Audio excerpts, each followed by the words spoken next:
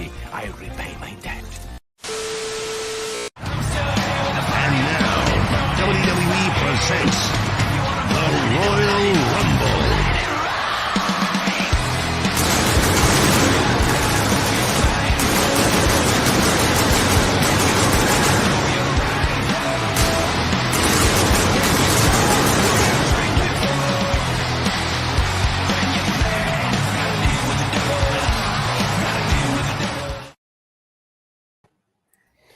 Ladies and gentlemen, welcome to Friday Night's Royal Rumble, and we are live in front of all of you guys, which is great to be here. I thought I was going to be late, but and gay. So I was a little late. That's a woman's biggest fear, Ryan. Being late. And gay. Well, yeah. I would just like to welcome back one of the founding members of this show, R2. What is going on, man? I was bored. Wow. Ooh, that hurts. Wow. Well, I was bored and I was like, hey, I think they're going to stream tonight. Let me go look. Yeah, I thought I was going to like pop in and surprise you guys because you had already started. And then no, JT did that late. Maria and JT did that last week, but yeah, I was late and gay, which is that's par for the course. Common in 2023. So it's very celebrate, guys. Is that intro new? Probably what, month and a half, JV? Oh, wow. Yeah. We'll be around there. Yeah, I wanted to kind of take the new and kind of encompass the old, and and everything. It's kind of like everything that's happened on the show, because it's been such a blast. And speaking of, I guess he's kind of a founding member as well. JV, he came in only probably a couple of weeks after we started. Hey, buddy. What's happening? Hello, everyone out there, to your favorite Friday night hangout. I'm just popping a link into the private chat so you can put it up. Because after today, there are 15 days left to get your new Joker Voice merch. So, and it goes to a good cause too. It goes to the Keep Talking Foundation, which is the Stuttering Foundation of America. Oh, okay. Erica. Yeah. Okay. I mean, so we make enough. We do enough of this. We do enough. We do enough of these, and they may rename it to the. Why is my hair bisexual? I don't know. Samuel usually hops in the middle of the Are you talking show. about the lighting? Maybe. I mean, I got my bisexual lighting. I'm not sure. I'm confused. But then, what is my hair? A hat. Non-existent. Non-existent unless you've seen it hang out. Heyo. Speaking of hanging out, Kat the Hijabi Gamer. Hi, Hey, Kat. what's up? It's How you Friday. doing? It is Friday, and Yeah, Fridays. Which means a weekend of video games. Yes. Mhm. Happy. And lastly, certainly not least, she finally fixed the nipple on her screen. She is no longer just the StreamYard nipple. Nomi, hello. Thank you for giving me that title. I'm good. How are you guys? Good. I have questions and I want an answer. I might have an answer. Yes. Oh my. Well, let's say hi to the chat. What is All the right. question? Oh, go ahead. What did I miss? What happened where Nomi became the StreamYard nipple? Because Last week, I think. yeah. So They like Lily to was pick too. on me, R2. And Have you not met R2? yeah, I was about to say, I wish Shadow was here on the stream because R2. yeah, I have met R2. I'm going to put it this way. If I don't make fun of you, it means I don't like you. Mhm. That's what I have to tell people. Still, they don't believe me sometimes.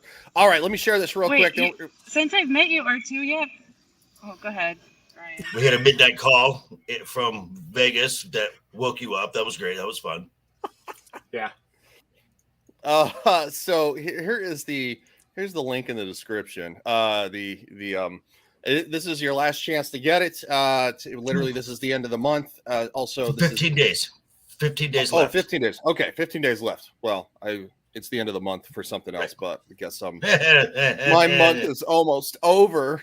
Yes. So grab it while you can. And it goes to a great cause, the Stuttering Foundation of America. And I guess he does know that design. He had the hand in that. So Logical Spock says, good evening, everyone. What's up, buddy? And JT, of course, said, hey, Ryan, did you get your Taco Bell? And I responded and said, no. I've been trying to behave and eat better, but I want some now. Scrolling down, of course. Samuel says, Legion Talk loves Dermy's back taco. Wow. That's really gross. It's really gross, Samuel. Okay, what's up? Oh, and we also got hello, everybody. It's me. Oh, Sasquatch. And JT says, smash the like and share the stream. Yes, thank you so much. Keely Chow says, hey, everybody. Says F&T Raid. Maybe the best kind, huh? Dempsey says something I can't read. Hola, okay. Hello, friends. What's up? Not much, man. Just having a great time. Zenny Biscuit says, hey, y'all. We got Mischief Maker Incorporated. Is that nipple discrimination? Yes, it is. I don't discriminate nipples. John A. Douglas. Hail, Joker and the crew. Hail, what's up, buddy? How you doing? And of course, JT says, of course, hey, I know that design. He has designed many of our logos on here, which we appreciate. He is awesome. And Clue!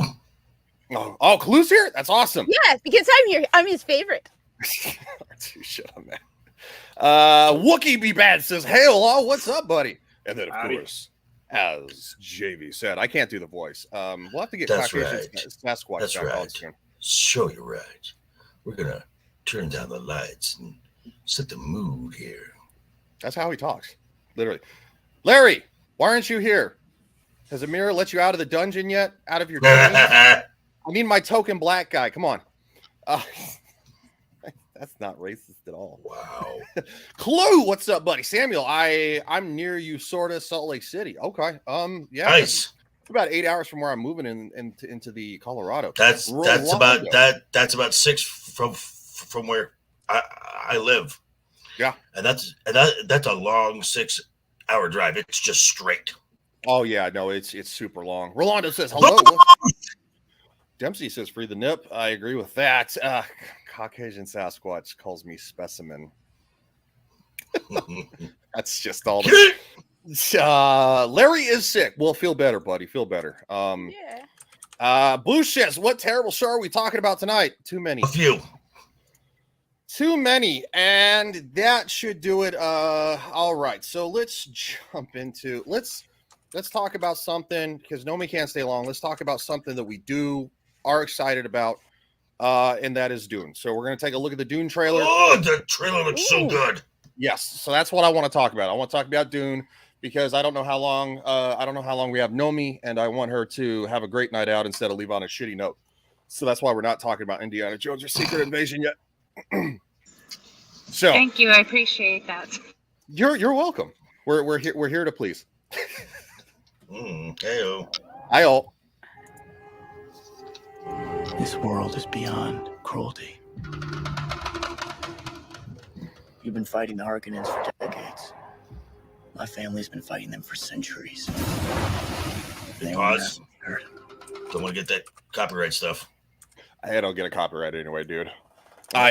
But no, yeah, it's true. I mean, so it's the last movie I thought was good. I mean, I'm not a massive Dune fan. I very much enjoyed it. I saw it on a flight.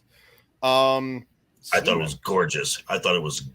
That is just a beautiful film to watch. If you're a fan of just like cinematography, that is a film to see. Sorry, I had cats on the kitchen counter, and they're not supposed to be. Cat, you're not supposed to get on Ryan's counter. I know, that's why I meowed, because I wanted him to be. Really quick, I would like to point out that Cat has a Marty McFly thing going on there. She's got like an orange vest. Yes, she does. Oh yeah, I always wear these things. Okay, Cool. You look like you just fell off a boat. Of course, Caucasian just asked questions. Greetings, Cat. Samuel says, not liking how Chani looks in the new Dune trailer. A little too a girl boss, and Paul might be more feminine. Okay. Hey, everybody's got their opinions. I don't have one yet because I haven't seen this. So, Alongside my father. Your father didn't believe in revenge. Apparently, they do. In Fremen. Let me fight beside you. Reload!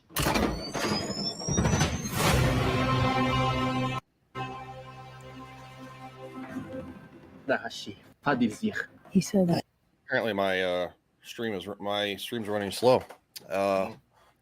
Lovely. Thanks, Spectrum. Yeah, that. Thanks.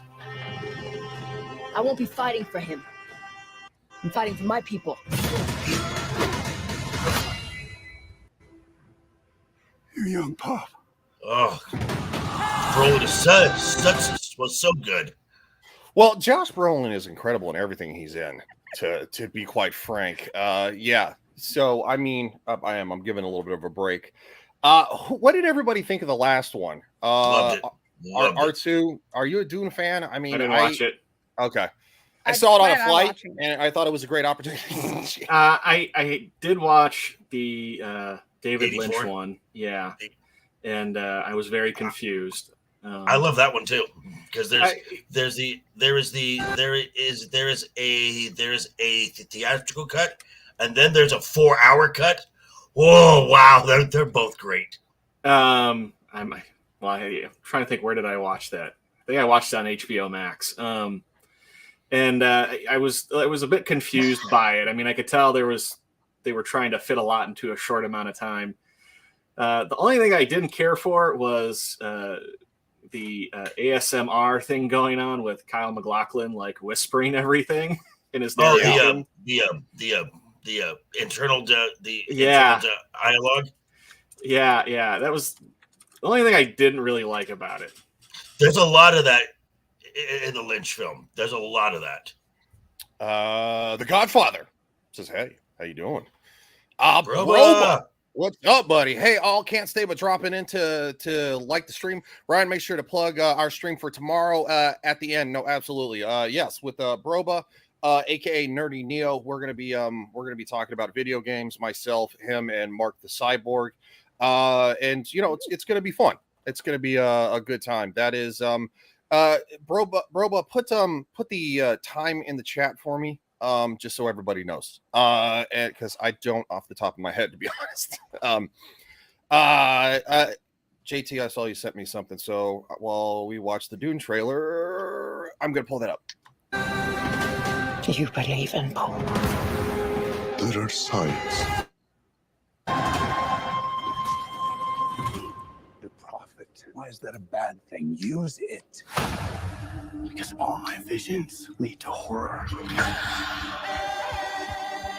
Because you lose control. Because I gain it. Oh, that is a beautiful line because Paul does gain control and gain power and becomes like the God Emperor and basically goes about committing genocide. Yes, it's not a clip of Dune 2, but I'm gonna play it anyway. Right after this, Samuel says the book is really dense. R2, hard to fit everything in one movie, especially with all the Kubrick-esque shots in the newest version. Correct. But yes, it is 11:30 a.m. Pacific Standard Time, so that will be 2:30 your time. Yeah, 2:30 my time. Okay, cool. All right, thank you for that. Because me no think good. High functioning retard. New knowledge is always a little frightening and painful. Sometimes the best thing to do is to not think and just put it in.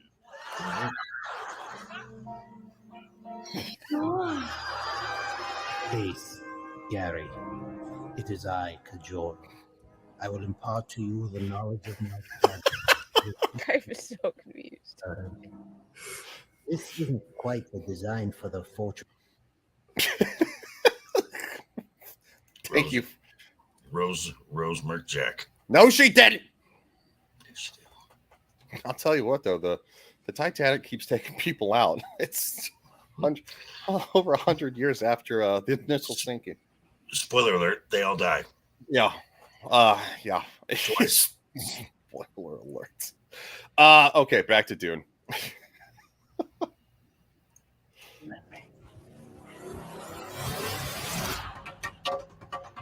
Paul Atreides is still alive.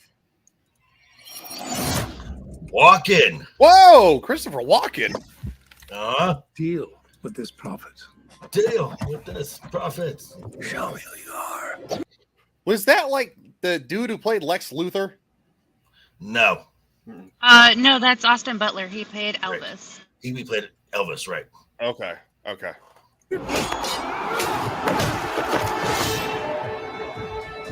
Your father. Yes. Bruce, yes. A weak man. Look who's back from the dead. No duel must be done.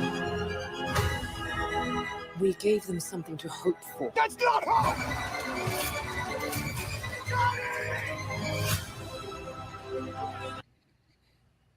I was a little iffy about that. But yeah, no, that's JT says roast started it all. Yes, we confirmed. Yes. Yes. Yeah, I thought it was Jesse Eisenberg. No, it's not. It's not. Clue says, is the company she really named Ocean Gate? Yes. So now there's like an Ocean Gate kind of scandal. And that dude looks like Powder. That's a callback. Wow. I will love you as long as I breathe. This prophecy is how they enslave us!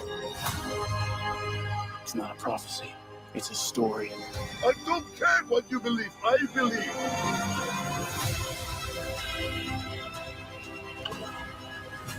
I am Paul Muad'Dib Atreides, Duke of Arrakis.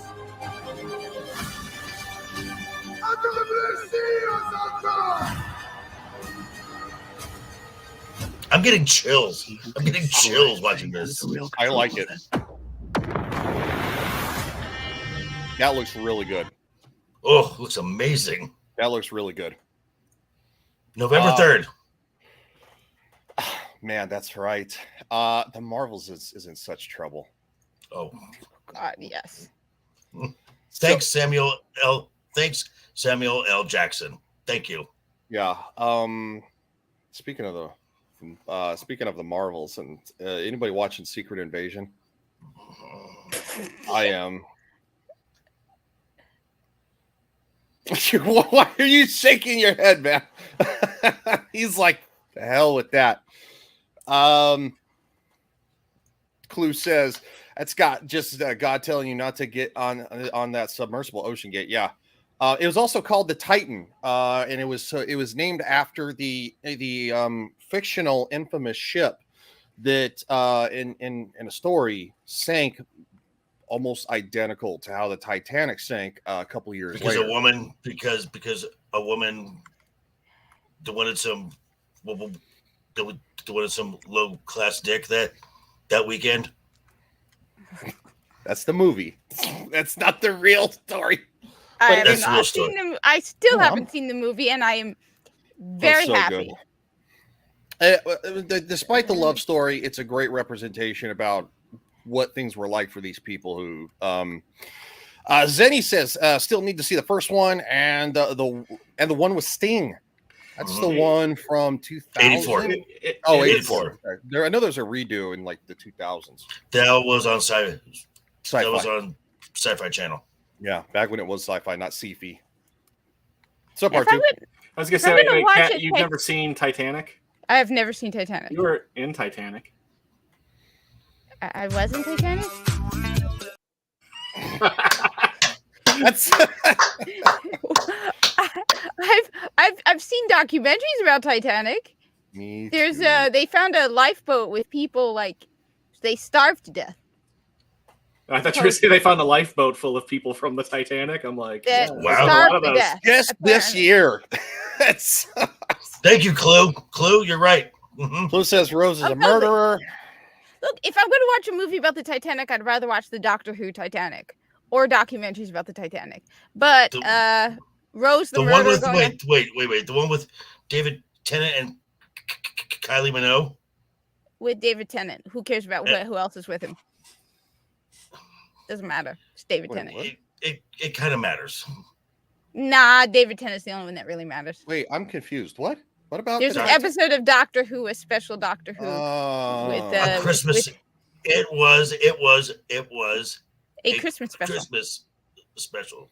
Okay. Yes, a Christmas one, not a holiday. A Christmas special. Okay. Okay. I was still confused.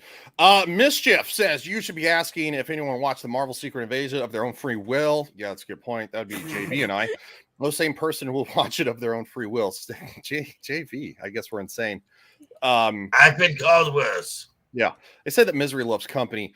Mischief also says 1984 version of Dune sucks ass. It is unwatchable. The new one is a masterpiece. Hey, teach their own. I have no opinion really about either one. Samuel says the best part of Titanic it was when the dude bounced off the propeller as the boat. Yeah, that was really good. Well, people were jumping off, and if we're in real life. So yeah. Just go to the Titanic Museum. Been to one. Need to go to the Pigeon Forge one. Yeah, I haven't been to. There's one up in Branson, which is about 2 hours away from me. Yeah, I want to go. I know that there's one that moves around too. Because when you think Titanic, you think Branson, Missouri. Yeah, that's what you think. No, just no. And Mischief says you make it sound like as a Venus is a bad thing. I don't suffer from it. I thrive because of it. There you go. Yeah, boosh. And it like reverberated too. All right, Secret Invasion. Here we go. Why? Well, last episode, everyone told Nick he was old. This episode, everyone tells Nick it's your fault. Mm-hmm. Oh, and we had to get a little bit of more racism in there. Yeah, we had to get a little more racism in it, which is always great. Which is really weird because every time, because with Nick Fury in phases 1, 2, and 3, the only time they ever got close to touching this was in Winter Soldier when Fury is telling Steve about his grandfather and his neighborhood getting a little rougher over the years. That's as close as it got. Mm-hmm. Now in the last 2 episodes, it's being just shoved in there. Yeah, it's just bad. And this is the first red flag I found. I'm so gonna have to get the cats here in a second after I show this because they're being rowdy. My hope is that with your help, Skrulls and humans can coexist here on Earth. Humans can't coexist with each other, Talos. You've been here long enough to know that. We've been at war with each other since we could walk upright. There is not enough room or tolerance on this planet for another species. Okay. Well, clearly that's a good point there. The trade department. I think this is your stuff. Are you playing this at a faster speed? Mm-hmm. A little bit, yeah. Okay. Yeah. Yeah, no, I'll play it at faster speeds. If we're just showing a handful of clips, just like small stuff, but like when we do Game of Thrones now, I usually play it at like regular speed, because you get clipped anyway. And Clue has a good point. Clue. How does woke Samuel and Tarantino Samuel get along? I don't think they do. And this is and Clue, who's been on this panel before. So anybody who's seen him knows that he is a black man, and he is tired of this crap. He's tired of this. He even spoke out, much like Larry did, about The Little Mermaid, which is a flop because it only passed $500 million just like a week ago. So it's not even going to break even at like 750 million. Is the 800 million? Yeah. So like it's like people are tired of this crap. But real quick, JV, I got to get the cat. So if you guys discuss. Okay. Hi. I don't know. I don't like Samuel Jackson, how he looks. He just doesn't feel cool and heroic. Right. He looks old and broken depressing. and busted. And then there's another scene later with Fury and Rhodey where Fury pulls the race card again. And then there's that one little moment. There's one little moment when Nick Fury is actually Nick Wait. Fury. When Rhodey says, Fury, you're out. And he pops up, he disarms his security detail, and it says, I'm Nick Fury. Even when I'm out, I'm in. And I'm like, okay, well, there's Nick. And then they undercut that moment because then he goes out and sits on a bench and is like, stop it. Wait, Nick Fury plays the race card with Rhodey? Oh yeah. As help a brother out. Okay. That's interesting. Yeah, that Nick Fury looks very different from the last time we saw him, which I'm trying to think. Wasn't that the end of one of the Spider-Man movies where they showed the Sword Station? Well, that's called Saber now. Yeah, they changed it to Saber. Yep. Because is it like on The Office and it's spelled Sabre? Because sword was wrongly used in WandaVision. Yeah. Well, they don't. None of them talk to each other. None of the creatives talk to each other. If you guys didn't know that. And wait, there's creative people behind these shows. Well, That's I mean, arguable. That's creative as far as if you think Rick and Morty is creative. So, but the director of this series was told, "Don't read the comics because that's not the story we're telling." No shit. Yeah, it's oh, let me share this. Isn't that a bit like the idiots who were told don't play the Halo video game? Yes. Yeah. Yes. Yes. Okay. Also, for Secret Invasion, they were told don't read the comics. Just fuck it. So Clue says, yeah, sick and tired. Just tell the damn story. Exactly. Well, that's the problem. They're not even telling the right story. No, and that is the worst part about Witcher season 3 is you don't know what the story is, and literally you'll flash from a scene from 2 minutes to another scene for like 2 minutes to another scene for like 2 minutes. It just like that, changing scenes. You cannot follow that pile of garbage all 5 episodes. I was on a panel, a watch party with Jed, the Hollywood scholar, and a bunch of us were on it. It was so terrible. And there's going to be a live stream tomorrow at 1 p.m. Eastern. I'm going to be doing that before a gaming show with Broba. So yeah, let's God, okay. From the Mary Sue, so it's going to be good. Secret Invasion continues a worrying Marvel trend. Yay. Marvel's Secret Invasion has already been greeted with lackluster reception thanks to the use of AI art in the credits and the death of Maria Hill, which was basically wasteful because, let the past die, right? But the latter is something I especially want to focus on. That death, if it sticks, it's most likely going to stick because I think Colby Smulders wants off a sinking ship. Go ahead, dude. She's going to appear in the Marvel's film.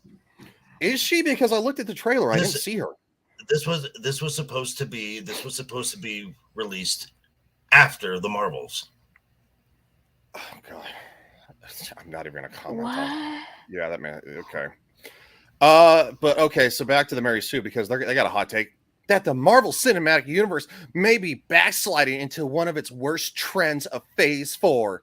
Killing off major female characters. Wait, hold on. Killing off female characters. Yes. because these are The feminists with the no life. MCU. The MCU. See you, Wookie. Thanks for stopping by, All right. buddy. Appreciate you. Yes. Have a good one, Wookie. Yeah. It's a bunch of whiny women who have nothing better to do than whine. Well, That's there's what Mary also Sue is. as the final image of this episode popped up. Some other news article said because of the true relationship between Talos and Fury, that Marvel has missed an opportunity to show more LGBT representation in their shows. Mm-hmm. Yeah. Oh, it gets better. Marvel's always had a complicated relationship with its female characters. Well, a lot of most prominent female action heroes of the 2010s came from Marvel movies. We also it came from Jennifer Lawrence. Do we all know this? Yes, he's right. Hey, just for the record, that Jennifer Lawrence movie is pretty good. I liked it. Not just because she was nude in it. It was actually a good movie. It was just like Jennifer Lawrence killed Jack first before Rose did. That's true. Wow, you're right. I suddenly feel right. Yeah, I'll give you this. How come Nomi's so quiet? Is she eating dinner in Boston? I'm not in Boston, and I'm just listening to y'all's dialogue. She's getting ready. She's got a family thing here in a little bit. So just say when you got to bounce. She's probably getting ready. She was late last Friday. Dinner Bells. It's a great name, by the way. Last Friday. Last Friday? I don't think you were. Girl has to resort to nude romantic comedy to stay somewhat relevant. No, I would agree. But at least the person who wrote it and directed it was actually a funny movie, and it actually told a decent story. And I know it comes off like people saying if the roles were reversed, like people would be up in arms. It looks like that kind of movie, but it's surprisingly not. I think you'll actually be surprised on what Sam. Cain did nothing wrong. J-Like killed Abel. What the hell, man? Brandon, Looney Tunes fan 2000 says hello. What's up? What's buddy? up, Brandon? Yeah. Mischief says I'm actually 6. What's up, 6? I'm actually going to buy the new Jennifer Lawrence movie when it comes out, just so I can keep watching all those bad things happen to her. Well, I know that's part of the funny part is that and she actually did it. A situation. Wait, what movie is this? I have no idea. It's called it's The Hard Truth. Yeah, no hard feelings. No hard feelings. Something about hard in it. It's something you would watch with the wife. Don't take the kid. I haven't done a review yet, but I'll just say this: it is a '90s style comedy for a modern in modern day, not for a modern audience. Yeah, not for a modern audience, but in modern day. Yeah, I would say so. It actually is a lot of fun. Okay, back to. I really don't want to talk about this. What? What's up? Release the McCracken. Hey, buddy, how's it going? Serious question here. When they hire people for the Mary Sue, do they make them take IQ tests and they find the lowest IQs? Yes. No, hire them? They find the most rate. They find writers who want to work on The View. So career aspiration, The View. Scissoring Hens. The problem is blue-haired land whales. The problem is these people couldn't even get a woman. Like, to call them scissoring hens is actually being optimistic for them. Yeah. I do have a question here. So let me read this and then I'm going to ask it to everybody. Avengers Infinity War and Avengers Endgame were double-edged swords, giving us great moments exploring the female characters of Marvel, but also killing off major female characters, a trend that continued into almost every Marvel movie in Phase 4. I'm sorry, what part of in Infinity War and Endgame gave us great stories about females? Because in Endgame, Captain Marvel gets punched to the moon and it isn't seen until the end of the movie again. So, and people cheered that. That's they're talking about particularly in Endgame for the Widow. Yeah, no, I know. I know what they're getting about, but which it just completes her. It completes her character arc. That's all that does, and it's actually a very good scene because you get two people, two best of friends who are actually getting into a fight because they don't want the other person to kill themselves to save the world. It's they feel it's they feel that this is the end of their story. Mm-hmm. Well, I was going to say the Russos wanted to kill off 6 people originally in Endgame, and they wouldn't let them do it. They would only allow for 2.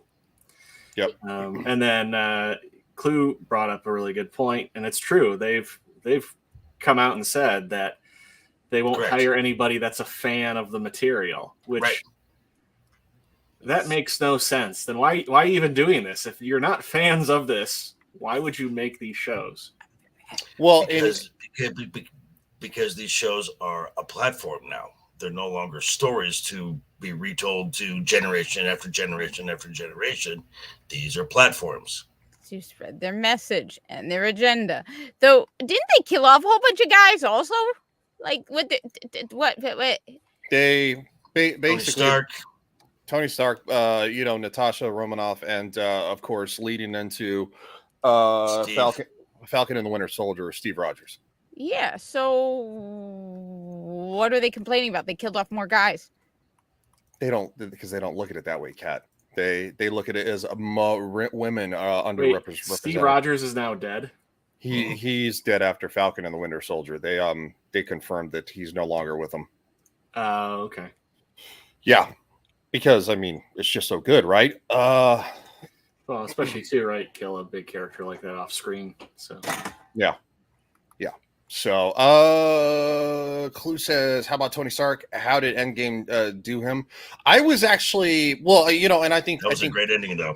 I think Clue is agreeing with us. That was a great ending. Obviously, and Loki screwed up the entire thing.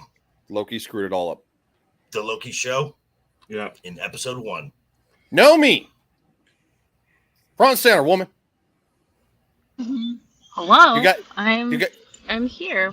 But now, I know. What? I know. I saw your private chat. You got to go. So, tell us what you got coming up on your channel. Obviously, her channel is in the description below. So subscribe to everybody there. And I will be adding R2's to the mix because he was a surprise pop-in. It was a pleasant surprise to see R2, but yeah. My parents said the same thing about me. I will be. Okay. That's pretty funny. Stop. Okay, so later on today I'll be on Abyssal Musings with Samuel the Infamous and Larry Knight, if he's feeling better. I don't have anything coming up with my channel, but you'll probably see live streams coming up pretty soon. What? Yeah. Wow.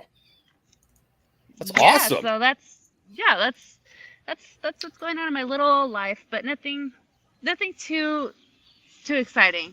Only if you want to watch. But that's it'd be cool if you guys watched. Well, of course we do, because we're your friends, and besides, you actually put out fun videos. I got to be honest, it's fun. It's funny watching you almost fall down. Yes, that was something my sister's It's fun hearing a drunk Nomi yelling in the background of a phone call at midnight. Joe Biden 2024, yeah. No, I did not say that. And if I ever say Yeah, that, you please did. just knock me out. Yeah, you Um, I still refuse to believe it. Unless there's audio recording of me saying that, I don't I believe was sober. JV was sober. I wish I did. I also wish I had a recording of my wife going, "Who the hell is that?" I'm like, I don't know, like half a dozen people yelling at me, drunk. Well, Nomi, thanks. Apparently I was one of them. Nomi, thanks for stopping by. And obviously, she will be on Abyssal Musings later on tonight on Samuel the Infamous's channel. That's in the link down below too. So go and check that out at 11:30 p.m. Eastern Standard Time. And Yes. Nomi, have fun because enjoy it. It's family time. I will. All right. Thanks, guys. I'll see you later. Bye. Bye, Nomi. Boy. I just want to say you should not drink and operate firearms at the same time.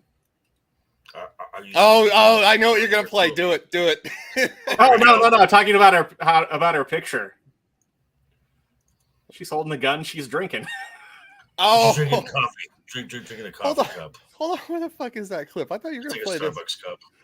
Wait, I thought you were gonna play this. This is what happens when you give little men big guns. Good luck, boys. That too. That's true. That really happened. We're gonna play that. I forgot all about that. Oh, have you guys seen that clip of the family and they're gonna they're setting off fireworks in their front yard and they go a little nuts?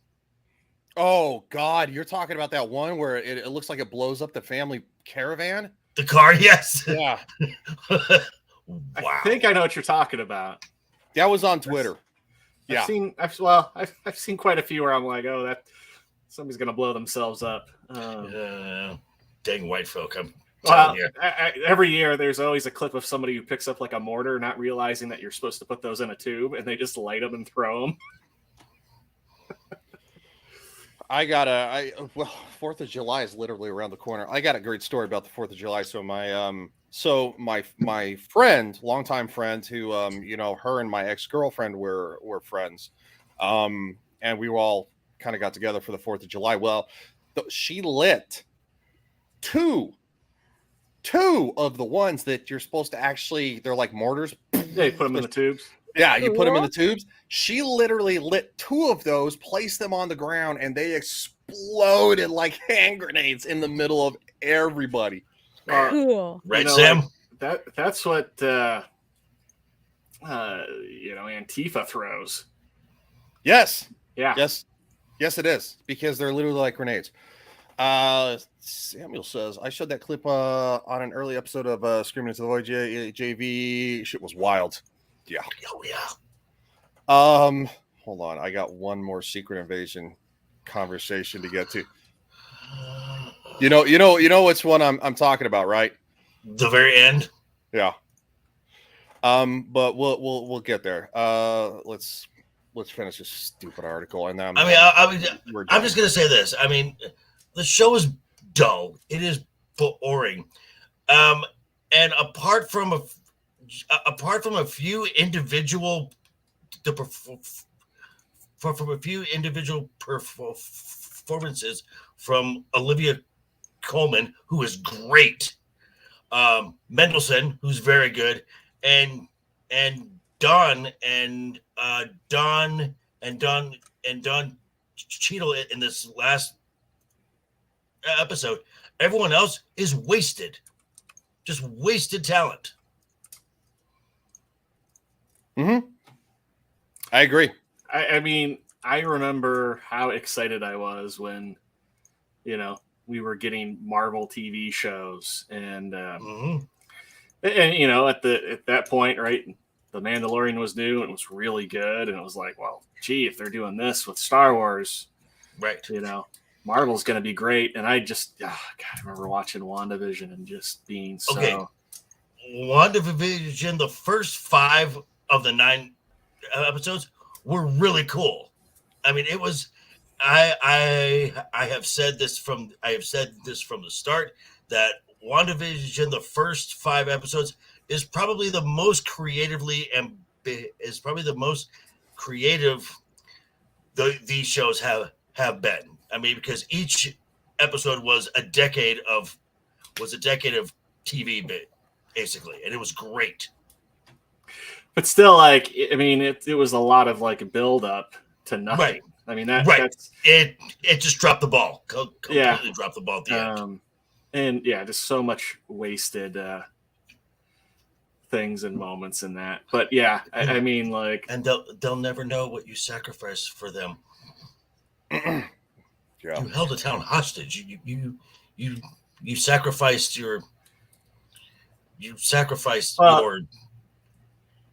tyrant ways. Not only for like that to happen. I agree, her to be a villain on that show, and then they do a movie a year and a half later, and she's the villain again. Well, and this really started the problem with Marvel and these heavily interconnected things is now to go watch a Doctor Strange film, you have to do homework. You have to watch the show. And watch the show. Yep. Yeah. Because Doctor Strange in the Multiverse of Meh was not a Doctor Strange film. It was an epilogue to WandaVision. Yep. Oh boy. It was a bad one at that. And it not only shit on Doctor Strange, but it literally took a giant steaming shit on characters that you love, like Scarlet Witch. Yeah. Scarlet Witch. That could have been a 3-movie story arc too. Yeah. Mm-hmm. Well, the fact that they took John Krasinski as Mr. Fantastic, which fans have been kind of like casting for years. Fan casting, right? Yeah, and to put it in there and literally kill him the way they did is literally them spitting on all of us. They're like, we don't care what you want. We spit. Well, Doctor, that's good one. That's good one. Yeah. No, I don't think they care. I think they do everything the exact opposite of what we want. The exact opposite. They go out there, listen to the fans, and they go, nah, let's change our mind. Let's go the other way around. Apparently, Sue Storm has been cast. Apparently. That's not what I wanted to share. For the new Fantastic Four film. It's the blonde in Mission Impossible. Which one? The three main actresses are Palm, Haley Atwell, and there's another blonde gal in there, and it's that one. Okay. Let me see if I can find her real quick. I was gonna say that article. There's this magical thing you called had up Google. there, the future of women of the MCU. I go, apparently they all die.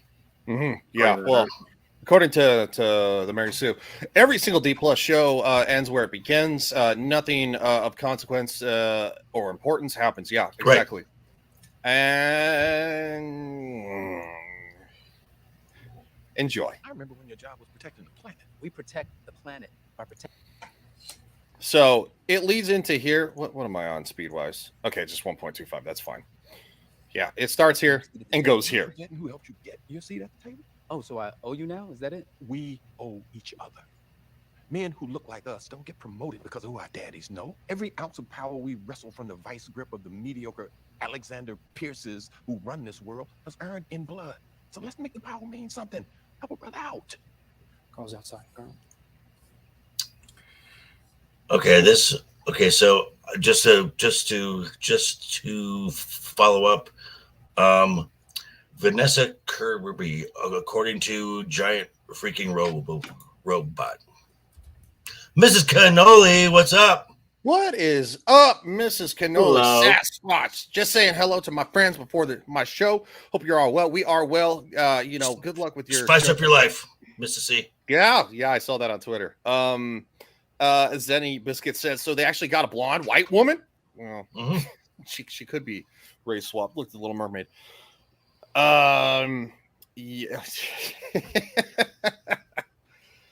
Okay. So last little bit from this article, and then we're moving on. Last little phrase right here I want to read. The future of Marvel's women. Yay. Guys excited? Who's excited? So excited. She said, "Spice it up." Spice it up. Always spice it up. I want to zig. If you want to be mine, okay. I'm not gonna do it. The strangest part is that Phase 4 was largely centered around passing of torches to or otherwise mentor in the next generation. Yeah. Next Frog! What is up, Cool Frog? I watched one of his early morning shows. Not yesterday, but the day before. I was up early and I watched a show. I had somewhere to go. It's a good show. They're talking about Biden. They're talking about our lovely president and how incontinent he is. I mean, incompetent. Sorry. Yet most of none of the male heroes had to die in order to pass on the mantle to their successors, many of whom were young women. At the same time, many of the female heroes have not had a chance to build and explore friendships and mentorships with other women heroes. Supposedly, this will happen in the Marvels, but we shouldn't have to wait 3 years for an MCU movie willing to explore women. In many ways, the deaths of the older generation of female heroes feels ageist. Ageist? Who uses ageist? I don't know. And like Marvel throwing away the old and bringing in new blood, particularly when it comes to women. Overall, Maria Hill's death feels like a step back for the MC in almost every way. It feels cheap and lazy, which I would agree with that. Cheap and lazy. I really would. What's up there, Jacob? How you doing, man? What is going on? Hey, Jacob. Yeah, it feels cheap and lazy. I do agree. And once again, proves many critiques about the MCU correct. Do better. Do better, Marvel, for your remaining female superheroes' sakes. Okay. Wow. You know it's bad. Better. You know it's bad when your woke shows get attacked by woke. Yeah. Oh. Yeah, sorry, Logical Spock instead of president. I don't know the context. I actually meant to say hello to Polynesian Minion. Hello. Go ahead, buddy. I would say I wish you had this clip in your little thing earlier. I had to add it back. Or as the Spice Girls say, zig zig ah. If you want to be my lover. I don't think that was ever on my channel. I think it was on yours. Yeah. Oh, okay. Cool. But now I'm glad it's there because I forgot about that. Yeah, Logical Spock. Here's what it means. Don't you mean resident of the nursing home? Yes. Instead of president. Yes. As far as women being treated unfairly in Marvel films, you killed off Marvel and replaced Marvel with Annette Bening. Mm-hmm. You killed off Iron Man to replace it with Iron Heart, a character which no one likes. You shave off Namor's junk. Oh God, they really did. They shaved down his penis. You give Sam Wilson a white man's hand-me-downs because the only way you can respect Falcon is if he's Captain America. Sam was a great character, an original black character from the start, and a good character back in the day. But no. Yeah. I tried to watch the new Black Panther. I couldn't get through 15 minutes of it. It was so dude. You didn't miss anything. And you should have recast T'Challa. I just want to emphasize again. Bitches. Yeah, bitches. This is JV's shirt. And of course it's going to a great cause. JV, please go ahead. I'm posting the link in the chat. So click on that. It goes to a great cause. The Stuttering Foundation of America, all the proceeds. So it's not something that any of us are pocketing. It's literally all donated. And, because JV, of course, he's a stutterer himself. And, that's why, just in case, that's why his phrases keep talking, because you know what? If anybody can do YouTube, if anybody can do YouTube, it's JV, and you have a voice and use it. Don't be afraid. So I just wanted to share that. Keep talking. You're welcome. 15 more days. Okay. I'm gonna talk. This is one I really don't want to talk about. Oh no. This one. Wait, is this the death? Is this the premature death of yet another franchise that Kathleen Kennedy has sought to destroy? Yes. We are okay. There are going to be no spoilers here. Zero spoilers. I'm going to show what is up. Bernie, what's up? Bernie, what's going on, man? Good evening, folks. Okay. See that R2. So we will play this clip, and then R2 is going to bounce right after this. I know. Clue. Falcon is a good Falcon. Yeah, I don't understand why he needs to be Captain America. It's fine. But the message. I'm just going to say this before I play this. The new Indiana Jones movie, it sucks you in right at the beginning with that good old nostalgia, that good old member berries. And then, yes, it literally starts the movie with jangling keys. That's what everyone has said. The first 20 minutes are great. Then Yep. Jim Cock was right. Jangling keys.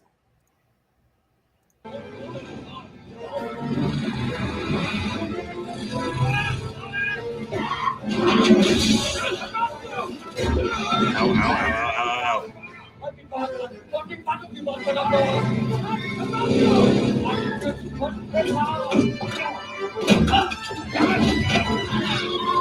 Literally nothing but nostalgic jangling keys.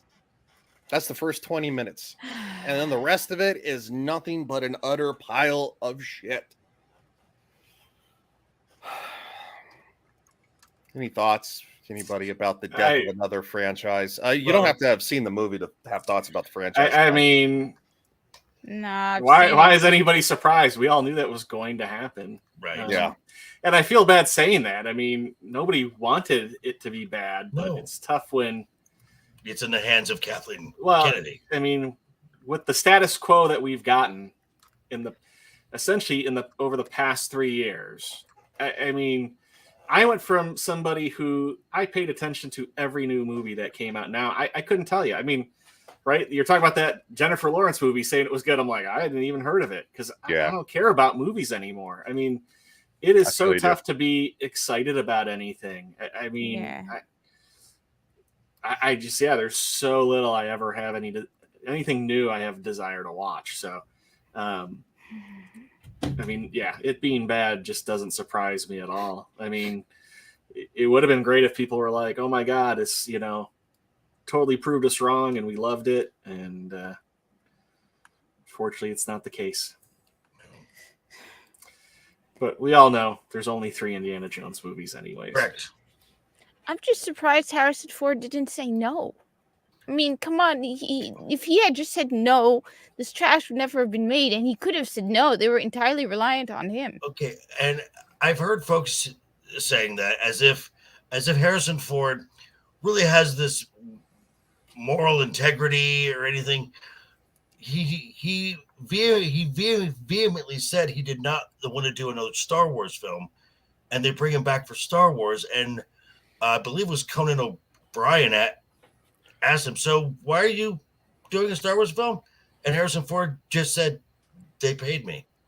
Yeah. Well, he's cashing a paycheck. But I mean, I think too, the other part was the fact that he always wanted Han Solo to die. And I think the fact too, they're like, come back and we'll kill you. Yeah. And right. But even then they brought him back for the 3rd film. Mm-hmm. Now I heard he did that. Heard he did that for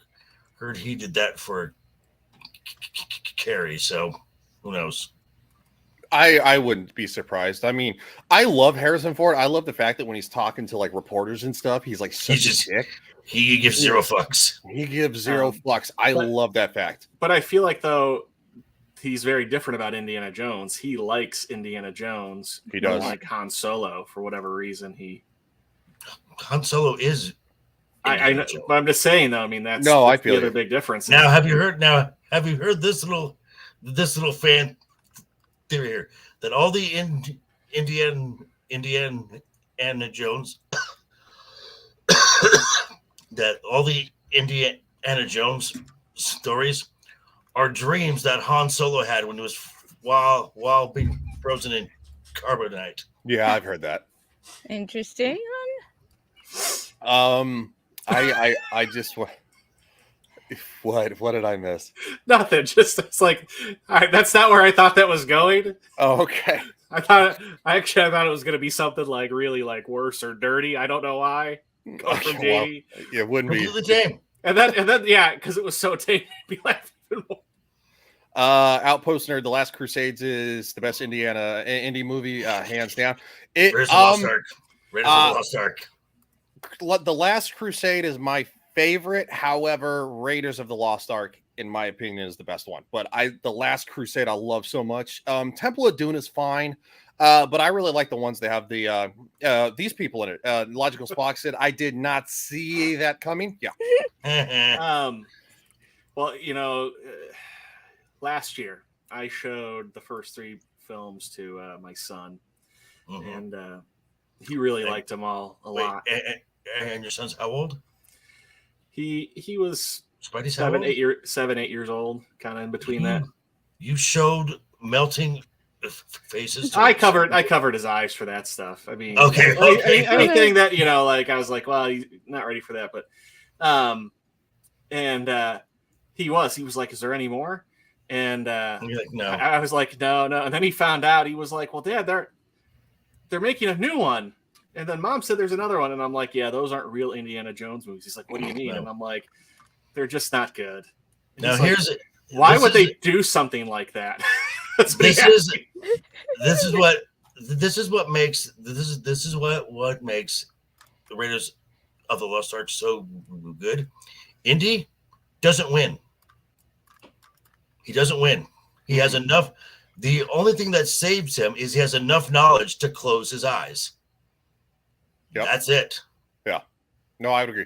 Behemoth says a 20-mile-per-hour Mark IV tank was pretty hard to get around. No, I understand the logic behind that. No, that at that time that tank would not move that fast. Not even a little bit. Samuel says, Fallout New Vegas features a random encounter. Yes, with a fridge and an irradiated desert with a fedora wearing skeleton inside. Yes, that's because that would happen. If you turn on the perk Wild Wasteland, you get goofy encounters like that. But yeah, my character actually found that, and I wore the fedora for the rest of the game just to be a smart ass. Wow. Yeah, Behemoth, you could literally walk faster than a Mark IV. I know, and human beings can literally walk at like up to 5 miles an hour. You're gonna laugh at me. There's one thing I really dislike about Temple of Doom. What's that? They're in India, right? Mm-hmm. Oh dear. The bottom of the ravine in the water are alligators, not crocodiles. It should be crocodiles. Okay. Yeah. That bugs. Do your homework, folks. Well, you know where those alligators came from? Egypt? Gatorland in Orlando. Oh, did they really? I didn't know that. Yeah, Wow. yeah. For a long time, they really, you'd walk in, there'd be a big display because they provided all the gators for that movie. Well, the irony of Temple of Doom is that it's actually technically supposed to be like a prequel to Raiders. It is. Yeah. Well, it is a prequel. Yeah. So Kathleen Kennedy is one of the showgirls. Yep, she is. Yeah, I believe she is on the ones to the right. So like if you have the center, yeah, she's like I think she's like 4 or 5 to the right. Yeah. Yep. Feminist. Yeah. Yep.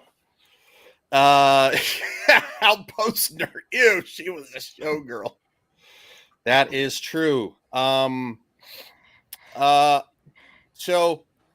R2, do you need to bounce or do you? Yeah, I gotta go. Gonna play some video Good. games with the kiddo. What you got coming up, man? Love that stuff. We are going to be doing quite a few patriotic films for the month of July. We are going to be doing, I got to look at the calendar, terrible dates at the moment. July 10th will be our next review. We're going to be doing The Patriot, Mel Gibson. Nice. We're going to be doing that.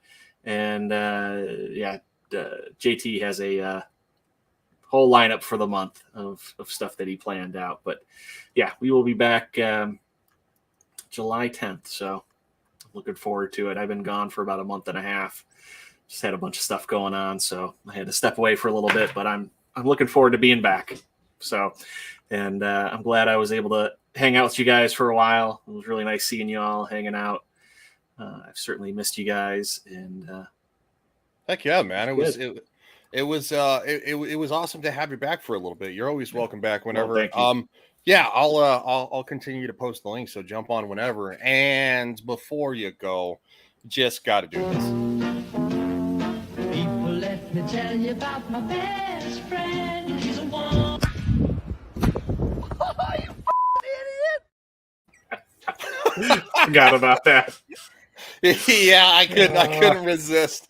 So check out After the Weekend on Monday nights, and I have obviously the YouTube channel and the link. Also, you can follow R2 on Twitter, so that link is there too. Yeah, go support R2 and JT. They do that every Monday night at 9 p.m. Eastern Standard Time, and we appreciate. It's always fun to jump in their chat. They talk about actual good movies.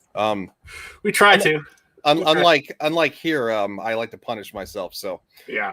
Tell the family I said hi, buddy, and I'll see you next time, man. Yeah. Have a good night, everybody. Bye. All right, see you, man.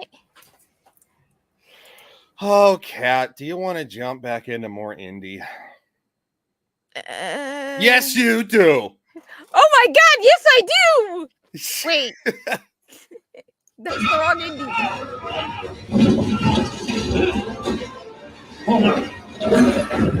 Oh, do we see the member berries?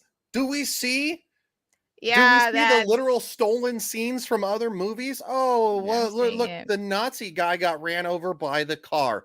What movie did a Nazi guy get run over by a truck? Raiders of the Lost Ark. Wow. Yeah, it's almost like they have no original thoughts.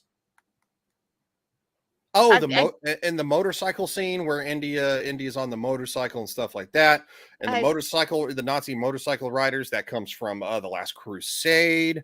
That's why when I saw those scenes at first, I thought they took stuff from the old movies, and then someone said they de-aged and all of that. So I'm like, oh, so those are new scenes because they look so much like, if you're just watching quickly, the original movies. Yep. No. I think the de-aging is actually. What did Samuel say? Samuel says, did someone replace Kat's Red Bull with liquid meth? I don't think I would want to see Kat on meth because she's hyped up on Red Bull as it is. Outpost Nerd, who directed the newest indie? That would be James Mangold. He's actually directed some great movies. But he got severely butthurt when the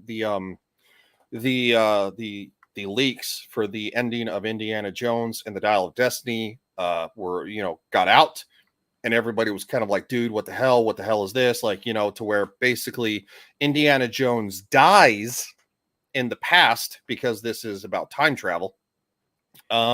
Indiana Jones dies in the past, and he, and so Phoebe Waller-Bridge takes the hat, and going forward, she becomes Indiana Jones of all the previous movies. So basically, she plays out what Indiana Jones. That is not in the film. No, it's not. But that's what supposed to be. That's what James Mangold was flipping out about. James Mangold is a good director. I don't know why, but he got very thin-skinned. Yeah, he got real butthurt about that. Well, he got salty with the salty nerd, and that's kind of where all this backlash started from. Yep. So no, the Outpost Nerd, that's a great question. That's literally what happened, and it's why they changed the ending of the movie. Wait, could it be that it's a Skrull? No, it's not Skrull. An evil one? Is taking on the form of James Mangold? The irony of you saying a Skrull is Secret Invasion. Just watch the end of that's why I just watch the second episode. That's why I was saying that, because and James Mangold has been confirmed to direct Swamp Thing for James Gunn. Mm-hmm. So which we have a new Superman and a new Lois. We do. I do have the article for that. Let's finish with Indiana Jones this last little bit here because, of course, they're gonna stealing. die. It's dead.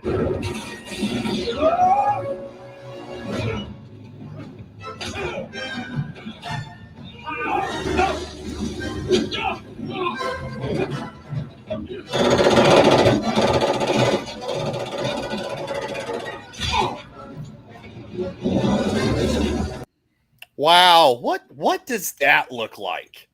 I was just asking Kat this. What looks like the Thing?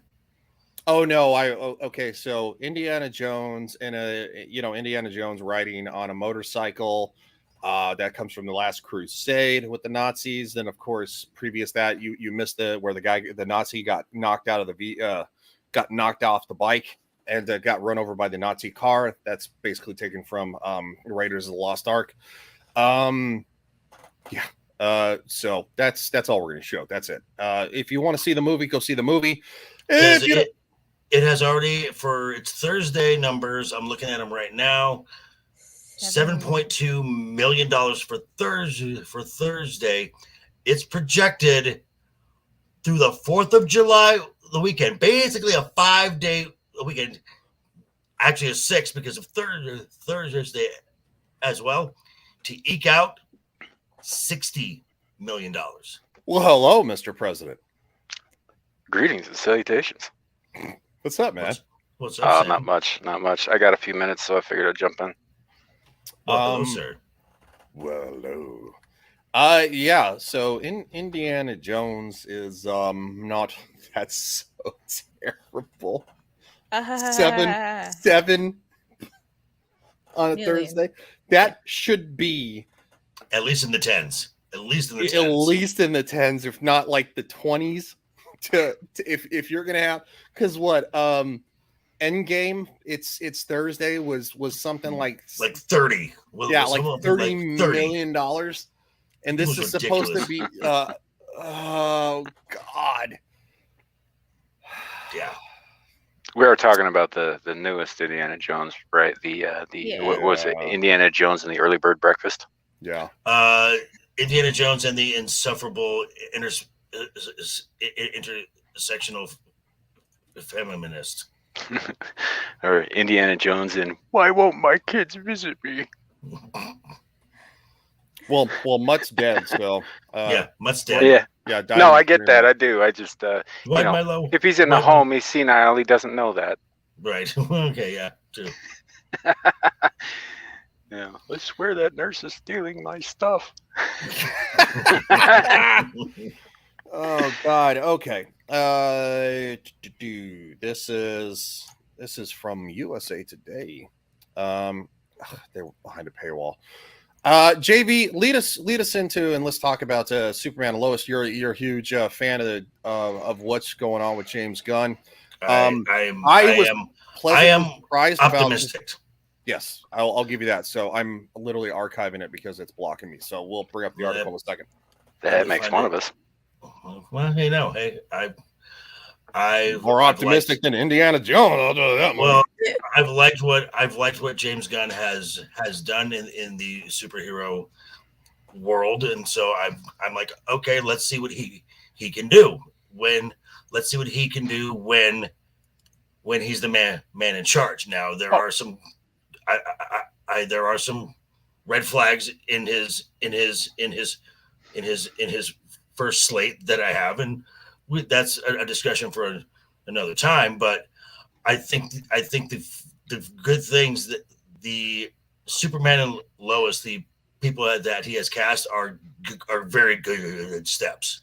Listen, man, I'm not knocking you at all. I just disagree. As far as the new casting goes, I think that it's a good sign that I've never heard of these actors. Mm-hmm. You know, because then I don't have any kind of real expectations about them going into it. But I have been watching James Gunn's work for a very long time, and I agree that I like some of the stuff he's done for superhero stuff. But I also I don't think that he's good for mainstream comics. I don't. I think his niche is the oddball, goofball shit. I would have been more than happy if he had some hand in Doom Patrol, for example. That's right up his alley. No, it is, but Doom Patrol season 2 went way off the rails. Oh yeah, no, that whole show is pretty much crap after the finale of the first season, but the first season is really good. It is. I'll say this. I really love the Guardians of the Galaxy movies. The first one is incredible. The second one a little too jokey in a sense for some parts, maybe a little over the top. I think that I very much like the third one. Of course, and the holiday special was very good. So in my opinion, he has more hits than misses. But I will agree. And of course, I really like The Suicide Squad. That was a good movie. That was a fun movie.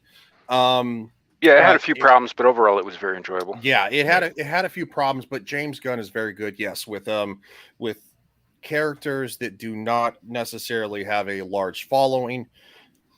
But at the same time, I'm gonna real quick before you go, JB. I'm gonna say this: if he's really that good with characters who don't have a large following, what could he possibly do with a character who I love Superman?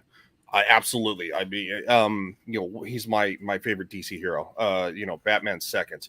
So I want to see what he can do. Before you go, Levi Ackerman, $10 for a Cat the Hijabi Gamer. Wow, thank you for the $10. Just finished a 15-hour workday with my last ounce of strength. I will send Hijabi Gamer a super chat. Thank you so much. Wow, look at that. Wow, because Kat gets so embarrassed when you do that, I will just make her full screen, and I will.